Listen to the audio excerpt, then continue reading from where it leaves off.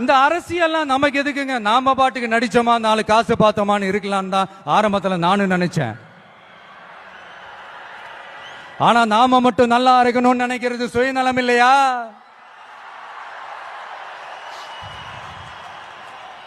நம்மளை வாழ வச்ச இந்த மக்களுக்காக நாம் எதுவும் செய்யாம இருக்கிறது நல்ல விசுவாசமா இருக்குமா? ஒரு லெவலுக்கு மேல காசு சேர்த்து என்ன செய்ய போறோம்? நமக்கு இந்த வாழ்க்கையை கொடுத்த நம்ம மக்களுக்கு நாம என்னதான் செய்ய போறோம்? இப்படிலாம் ஏகப்பட்ட கேள்விகள் மனசுக்குள்ள வந்துகிட்டே இருந்தது. இப்படி எல்லா கேள்விகளுக்கும் ஒட்டுமொத்தமா ஒரு விடையை கண்டுபிடிக்க யோசிச்சப்பதான் அரசியல் அப்படின்னு ஒரு விடை கிடைச்சது. சரி, இந்த அரசியல் எப்படிப்பட்டது? நம்மளால ஹேண்டில் பண்ண முடியுமா? இது நம்ம இயல்புக்கு செட் ஆகுமா?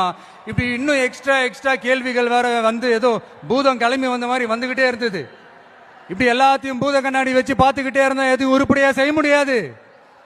சில விஷயங்கள்ல பின் விளைவுகளை பத்தி யோசிக்காம இறங்கி அடிச்சாதான் நம்மள நம்புறவங்களுக்கு நல்லது செய்ய முடியும்னு இங்க தோணுச்சு. அதான் இறங்கியாச்சு. இனி ஏதா பத்தி யோசிக்க கூடாது. ஆனா எடுத்து வைக்கிற ஒவ்வொரு அடியிலையும் யோசனையும் நிதானமும் இருக்கணும்னு தான் முடிவு பண்ணி தான் வந்திருக்கிறோம். நாம யாரு, நாம எவ்வளவு ஸ்ட்ராங் அப்படிங்கறதெல்லாம் சும்மா வாயில சொல்லக்கூடாது, செயல்ல காட்டணும். அதை நிரூபிக்க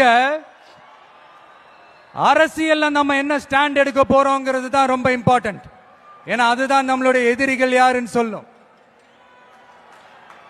அப்படி ஒரு கரெக்டான ஒரு ஸ்டாண்ட் எடுத்துட்டாலே நம்மளுடைய எதிரிகள் யாருன்னு நாம சொல்ல தேவையில்லை, அவங்களே நம்ம முன்னாடி வந்து நின்று நம்மளை எதிர்க்க ஆரம்பிப்பாங்க.